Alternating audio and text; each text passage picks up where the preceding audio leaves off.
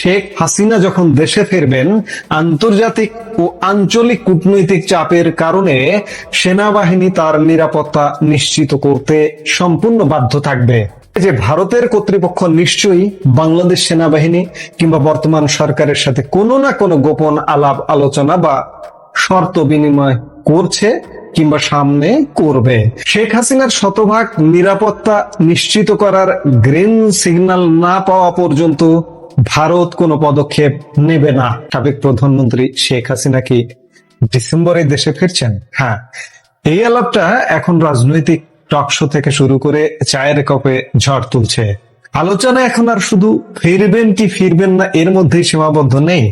আলোচনা শুরু হয়ে গেছে তার ফেরার রুট নিয়ে। তিনি কি আকাশপথে আসবেন নাকি সড়ক পথে? কিন্তু এর চেয়েও বড়, আরো জটিল এবং আরো গুরুত্বপূর্ণ প্রশ্ন যা এখন ভাববার বিষয়। ধরে নিলাম তিনি যে পথে হোক এলেন, কিন্তু আসার পর তিনি থাকবেন কোথায়? তাকে রাখা হবে কোথায়? কারণ তিনি তো কোনো সাধারণ মানুষ নন, তার জীবনের ওপর রয়েছে মারাত্মক ঝুঁকি। 2024 সালের 5ই আগস্টের পর খুনিরা তাকে কিভাবে শেষ করতে চেয়েছিল তার লোমহর্ষক বিবরণ কিন্তু ইতিমধ্যে বিভিন্ন ভিডিও বক্তব্যে স্পষ্ট হয়েছে। এবং এদের কেউ কেউ পার্লামেন্টেও আছে, সংসদ সদস্য। এই সংসদ সদস্যরা প্রকাশ্যে ভিডিও বক্তব্যে প্রমাণ রেখে দিয়েছেন যে কিভাবে খুন করতে চেয়েছিলেন, এবং এই ভিডিওগুলো কিন্তু সোশ্যাল মিডিয়ায় ছড়িয়ে ছিটিয়ে আছে। তাহলে কি ক্যান্টনমেন্টে রাখা ছাড়া আর কোনো উপায় আছে? ভারত কি বাংলাদেশ সেনাবাহিনী বা সরকারের সাথে কোনো গোপন চুক্তি বা সংলাপে বসেছে? এই সমস্ত প্রশ্নের উত্তর ইনসাইড স্টোরি এবং একটি গভীর রাজনৈতিক বিশ্লেষণ নিয়ে এই মুহূর্তে আমরা আপনাদের সামনে হাজির হয়েছে। না টেনে পুরো ভিডিওটি দেখুন, কারণ আজ অনেক অজানা সমীকরণ আমরা আলাপ করব। চলুন প্রথমেই কথা বলা যাক তার দেশে ফেরার সম্ভাব্য রূপ নিয়ে।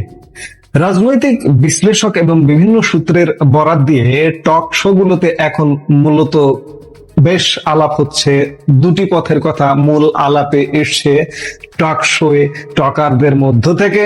প্রথমত সড়ক পথ এবং পদ্মা সেতু। দু একজন সাংবাদিক বলবার চেষ্টা করেছেন যে শেখ হাসিনা সড়ক পথে ভারত থেকে বেনাপোল সীমান্ত হয়ে বাংলাদেশে প্রবেশ করবেন, আর বেনাপোল হয়ে তিনি যখন ঢাকার উদ্দেশ্যে রওনা দেবেন তখন তিনি পার হবেন তার নিজের হাতে গড়া, তার রাজনৈতিক ক্যারিয়ারের অন্যতম শ্রেষ্ঠ স্মারক পদ্মা সেতু। কিন্তু কেন বেনাপোল? এখানে একটা চমৎকার কূটনৈতিক সূত্র মেলানো যেতে পারে। আপনারা নিশ্চয়ই লক্ষ্য করেছেন যে ভারতের নয়া হাই কমিশনার যেভাবে বেনাপোল স্থলবন্দর হয়ে বাংলাদেশে এসেছেন, সেটি কি কোনো কাকতালীয় বিষয় ছিল? মনে করাই যেতে পারে যে শেখ হাসিনা যদি এই পথে আসেন তবে পরিস্থিতি কেমন হতে পারে, নিরাপত্তা ব্যবস্থা কেমন থাকবে তা পরখ করার জন্যই হয়তো এই রুট ব্যবহার করেছেন নয়া হাই কমিশনার দীনেশ ত্রিবেদী।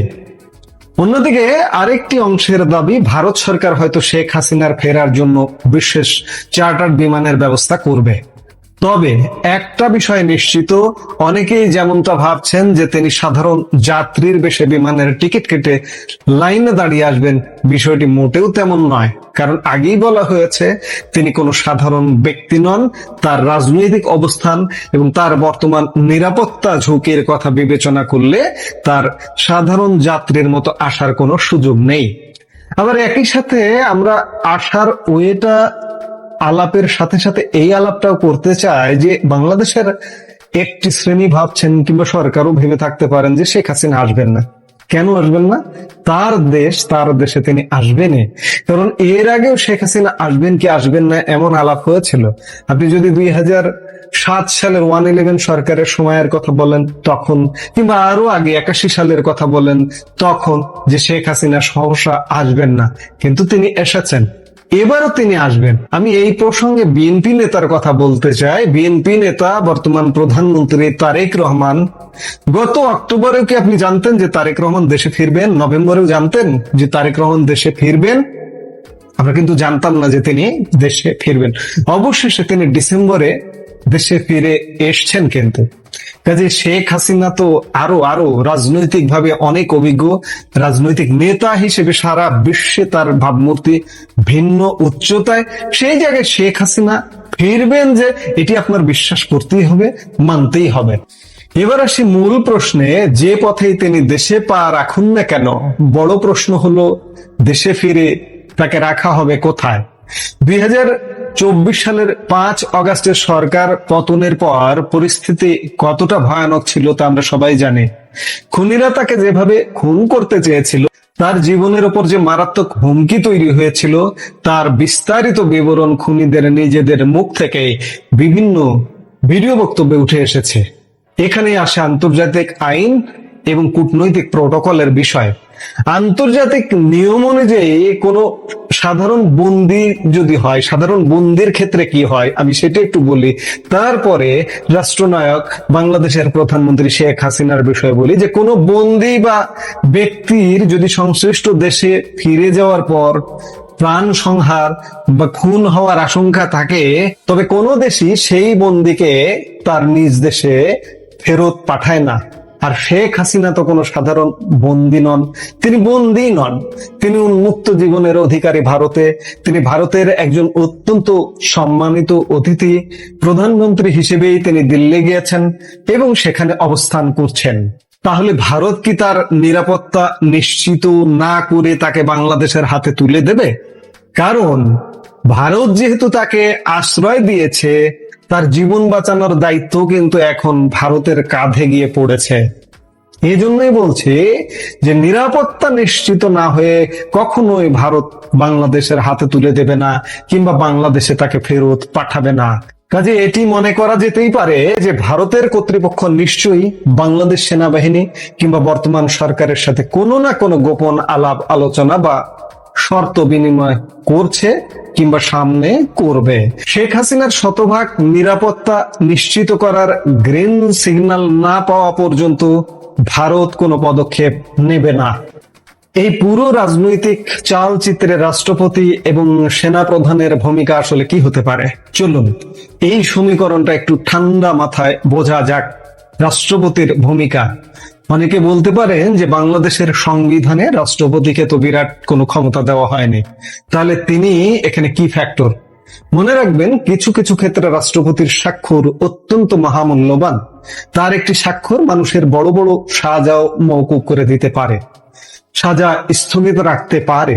বর্তমান রাজনৈতিক বাস্তবতায় তিনি হয়তো বাধ্য হয়ে আওয়ামী লীগের নিয়োগপ্রাপ্ত রাষ্ট্রপতি হওয়া সত্ত্বেও আওয়ামী লীগের ঐতিহাসিক জয় বাংলা স্লোগানের পরিবর্তে বিভিন্ন অনুষ্ঠান সভা সমাবেশে বিএনপির জিন্দাবাদ বলছেন। কিন্তু রাজনৈতিক বিশ্লেষকরা ভালো করেই জানেন, রাজনীতিকরাও ভালো করেই জানেন তার রাজনৈতিক আদর্শ কি। তিনি মনে প্রাণে একজন খাঁটি আওয়ামী লীগার। পরিস্থিতি একটু অনুকূলে এলে তার মুখ থেকে আবারও জয় বাংলা স্লোগান বের হতে বেশি সময় লাগবে না। এবার আসা যাক সবচেয়ে গুরুত্বপূর্ণ স্তম্ভ সেনা প্রধান প্রসঙ্গে। প্রশ্ন উঠছে, সেনা প্রধান কি ভারতের দেওয়া কূটনৈতিক কন্ডিশন বা শর্তের বাইরে যেতে পারবেন? বিশ্লেষকদের মতে তিনি ব্যক্তিগতভাবে বা আদর্শগতভাবে জামাতপন্থী হলেও প্রাতিষ্ঠানিক ও কূটনৈতিক বাধ্যবাধকতার বাইরে যাওয়ার সুযোগ তার নেই। ঠিক যেভাবে 5 অগাস্ট তিনি পরিস্থিতির বাইরে যেতে পারেননি এবং বাধ্য হয়ে সেনা বিমানে করে শেখ হাসিনাকে নিরাপদে ভারতে রেখে আসার ব্যবস্থা করতে হয়েছিল, ঠিক একইভাবে শেখ হাসিনা যখন দেশে ফিরবেন, আন্তর্জাতিক ও আঞ্চলিক কূটনৈতিক চাপের কারণে সেনাবাহিনী তার নিরাপত্তা নিশ্চিত করতে সম্পূর্ণ বাধ্য থাকবে। তাহলে চূড়ান্ত সিদ্ধান্ত কি দাঁড়ালো? দেশে ফেরার পর যদি রাজনৈতিক বা আইনি কারণে শেখ হাসিনাকে একজন আসামি হিসেবেও বিবেচনা করা হয়, তবুও তার জীবনের নিরাপত্তার স্বার্থে সেনাবাহিনী তাকে প্রোটেকশন দিতে বাধ্য থাকবে। আর এই চরম ঝুঁকিপূর্ণ পরিস্থিতিতে তাকে সাধারণ কোনো কারাগারে রাখা অসম্ভব। তাই একমাত্র নিরাপদ উপায় হলো ক্যান্টনমেন্ট বা সেনানিবাস। সেনানিবাসের ভেতরে সেনা হেফাজতে একটি বিশেষ সাবজেল তৈরি করা হতে পারে। এটি কিন্তু নতুন কিছু নয়। এই মুহূর্তেও যেমন বিচারাধীন বেশ কিছু সেনা কর্মকর্তা ক্যান্টনমেন্টের ভেতরে সাবজেলে বন্দী বা হেফাজতে আছেন, ঠিক সেই মডেলে শেখ হাসিনাকে সেখানে সর্বোচ্চ নিরাপত্তায় রাখা হতে পারে। প্রিয় দর্শক, বাংলাদেশ ও ভারতের ভূ রাজনীতি এবং অভ্যন্তরীণ ক্ষমতার যে টানাপোড়েন, তাতে একটি বিষয় স্পষ্ট: ডিসেম্বরের এই গুঞ্জন যতই পুরনো হোক, এর ভেতরের সমীকরণগুলো কিন্তু অত্যন্ত গভীর। রুট বেনাপোল হোক কিংবা আকাশপথ, সেনাপ্রধান বা রাষ্ট্রপতির অবস্থান যাই হোক না কেন, দিন শেষে শেখ হাসিনার নিরাপত্তা এবং তার ফেরার প্রক্রিয়াটি অত্যন্ত সুনিয়ন্ত্রিত হবে। এবং সামগ্রিক রাজনৈতিক ও কূটনৈতিক হিসাব নিকাশ বিশ্লেষণ করলে মনে হয় শেষ পর্যন্ত পরিস্থিতি ইতিবাচক দিকেই মোড় নিতে যাচ্ছে। শেখ হাসিনা কি সত্যি সড়ক পথে পদ্মা সেতু হয়ে ফিরবেন, নাকি ক্যান্টনমেন্টের সার্জারি হতে যাচ্ছে তার পরবর্তী ঠিকানা? শেখ হাসিনার একটি সাক্ষাৎকার প্রকাশিত হয়েছে। কি বলেছেন তিনি সেই সাক্ষাৎকারে? গতকাল নৌবাহিনী প্রধান অ্যাডমিরাল নাজমুল হাসানকে নিয়ে কথা বলেছিলাম। অবসরের পরে তিনি কি করবেন, তিনি কি দেশে থাকবেন? এবং গত বৃহস্পতিবার পুলিশের গোয়েন্দা বিভাগ থেকে যে রিপোর্টটি প্রধানমন্ত্রীর দপ্তরে জমা দেওয়া হয়েছে, সেখানে পুলিশের অসহায়ত্বের কথা ফুটে উঠেছে। জিজি প্রেস মিডিয়াটা হলো জাপানের সবচেয়ে শক্তিশালী প্রভাবশালী আন্তর্জাতিক মিডিয়া। সেখানে এত বছর পরেও যাকে ফ্যাসিস্ট বলে বাংলাদেশ থেকে সরিয়ে দেওয়া হলো, তারপরে বিশ্বখ্যাত নোবেল লরিয়েট ডক্টর ইউনূস ক্ষমতা এলো, এখনো বাংলাদেশে একজন প্রধানমন্ত্রী আছে, তাদের রেখে জাপান কেন শেখ হাসিনার সাক্ষাৎকার নিল? এটি কিন্তু যারা জিও পলিটিক্যাল সিচুয়েশন কিংবা ইন্টারন্যাশনাল পলিটিক্স এর গতি প্রকৃতি ফলো করেন, তারা নিশ্চয়ই বুঝতে পারবেন। এবং সেখানে শেখ হাসিনার বক্তব্যটা কিন্তু খুবই গুরুত্বপূর্ণ। তিনি বলেছেন জাপান বীরের জাতি, এবং এই যে জাপানি সহায়তায় যে প্রকল্পগুলো হয় বিভিন্ন দেশে, এমনও ঘটনা ঘটেছে যে ধরেন ওই প্রকল্পের কারোর সাথে একটু খারাপ ব্যবহার করলো, জাপান কিন্তু প্রজেক্ট বন্ধ করে চলে আসে। অথচ 7 জন নিহত হবার পরেও জাপান এই প্রজেক্ট বন্ধ করেনি, এবং তার দ্বারাই বোঝা যায় যে শেখ হাসিনার কূটনৈতিক পারদর্শিতা। এবং জাপান সেই সময় শেখ হাসিনা যে জঙ্গি উত্থান মোকাবেলা করেছিল, তার পাশে কিন্তু সবসময় ছিল। এবং 10 বছর পরেও তারা শেখ হাসিনার সাক্ষাৎকার নেওয়াটাকেই গুরুত্বপূর্ণ মনে করছে। এবং শেখ হাসিনা বলেছেন যে এই জঙ্গি উত্থান বিরোধী আন্দোলনে জাপান সব সময় তাদের পাশে ছিল, এবং এরকম একটা ভয়াবহ দিন 1 জুলাই, যেটি বাংলাদেশ কখনো ভুলবে না। সেই জায়গাটায় মানে এই জঙ্গি মোকাবেলা করে সব শেখ হাসিনা যেভাবে দেশ চালিয়েছেন এবং জাপান যেভাবে পাশে ছিল, সেটি কিন্তু এই সাক্ষাৎকারে উঠে এসেছে। শেখ হাসিনা আরো বলেছেন যে বর্তমানে বাংলাদেশের যে পরিস্থিতি, তিনি আশা করেন যে বর্তমানেও জাপান সরকার বাংলাদেশের মানুষের পাশে থাকবেন। এবছর জাপানে কিন্তু এই হলি আর্টিজান নিয়ে একটা খুব বড় আকারের স্মরণ সভা হয়েছে, এবং সেই স্মরণ সভায় শেখ হাসিনা একটি বার্তাও দিয়েছেন, যেটা ক্রমশ এভিডেন্ট হয়ে উঠছে যে বর্তমান বাংলাদেশের রাজনীতিতে আন্তর্জাতিকভাবেও শেখ হাসিনা ক্রমশ গুরুত্বপূর্ণ হয়ে উঠছেন, অনিবার্য একটি নাম হয়ে উঠছেন।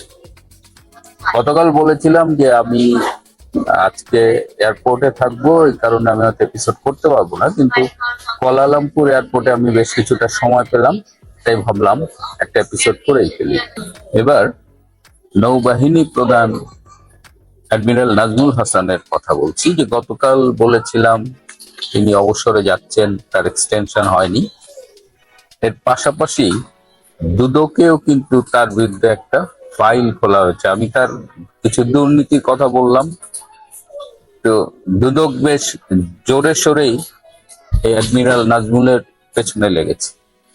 তো এখন অবসরের পরে অ্যাডমিরাল নাজমুল হাসান কি করবেন? তিনি কি দেশে থাকবেন, কোনো কাজ করবেন, ব্যবসা করবেন? তার স্ত্রীর কাছাকাছি ঘনিষ্ঠ একটি সূত্রে আমরা জেনেছি যে তিনি ফ্রান্সে যাবার সব আয়োজন চূড়ান্ত করে রেখেছেন এবং সম্ভবত তিনি দেশ থেকে পালিয়ে ফ্রান্সে আশ্রয় গ্রহণ করবেন। এখন সরকার তাকে পালাতে দেবে কিনা সেটি নিয়েও কিন্তু প্রশ্ন উঠেছে। সবশেষে বলি যে প্রতি বৃহস্পতিবার গোয়েন্দা সংস্থাগুলো প্রধানমন্ত্রীর দপ্তরে একটা রিপোর্ট জমা দেয়। এই বৃহস্পতিবার পুলিশের গোয়েন্দা সংস্থার পক্ষ থেকে যে রিপোর্টটি জমা দেওয়া হয়েছে সেখানে পুলিশের অসহায়ত্বের কথা তীব্রভাবে ফুটে উঠেছে।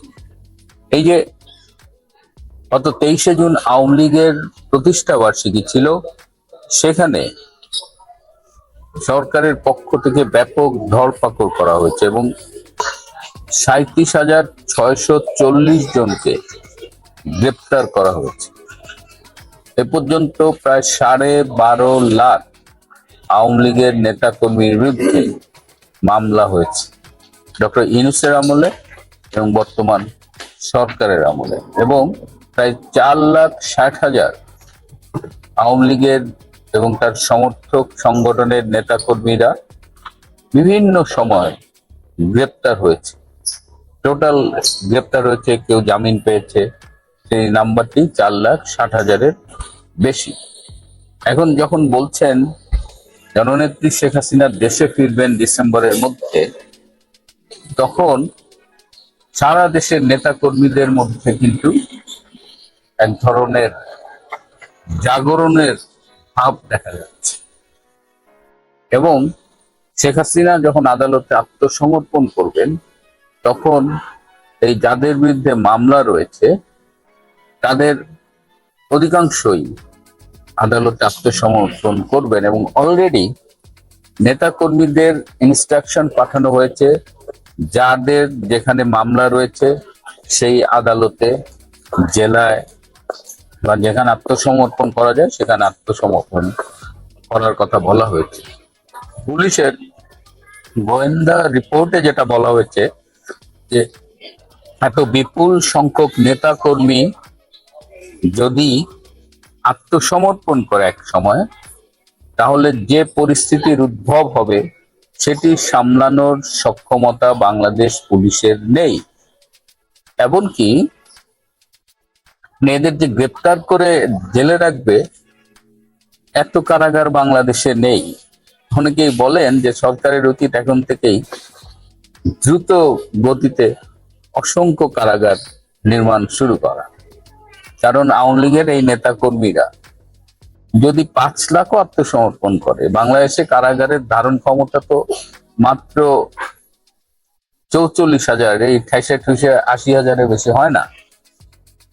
তো পুলিশের পক্ষ থেকে এই অক্ষমতার কথা বলা হয়েছে। পুলিশ বাংলাদেশে আছে আসলে বাটে, সরকার তাদের পরিপূর্ণ আস্থায় নিচ্ছে না। তাদের যে কর্তৃত্ব, আইন শৃঙ্খলা রক্ষায় তার যে ভূমিকা, সেটি তারা যথাযথভাবে পালন করতে পারছে না। এই সরকারি সমর্থক জামাত, এনসিপি, এরা পুলিশকে কাজ করতে বাধা দিচ্ছে। অনেক ক্ষেত্রে দেখা যাচ্ছে যে দুর্বৃত্তরা পুলিশের উপর চড়াও হচ্ছে। সে সময় গোয়েন্দা রিপোর্টে বলা হয়েছে যে সেনাবাহিনী এবং বিজিবি এই পরিস্থিতি সামাল দিতে পারবে কিনা সেইটি নিয়ে বিবেচনা করা উচিত। এদিকে শেখ হাসিনা ফিরবে বলে ঢাকা বিশ্ববিদ্যালয়ের ছাত্র শিবিরকে অ্যালার্ট করা হয়েছে এবং জামাত, এনসিপি, শিবির সারা দেশে তাদের নেতাকর্মীদের নানান রকমের সামরিক প্রশিক্ষণ দিচ্ছে। অর্থাৎ শেখ হাসিনার প্রত্যাবর্তনকে কেন্দ্র করে বাংলাদেশের রাজনীতি কিন্তু নতুন করে ঘুরপাক খাচ্ছে। আমি বলি এই প্রত্যাবর্তনের ঘোষণাটা ছিল শেখ হাসিনার রাজনৈতিক মাস্টারস্ট্রোক।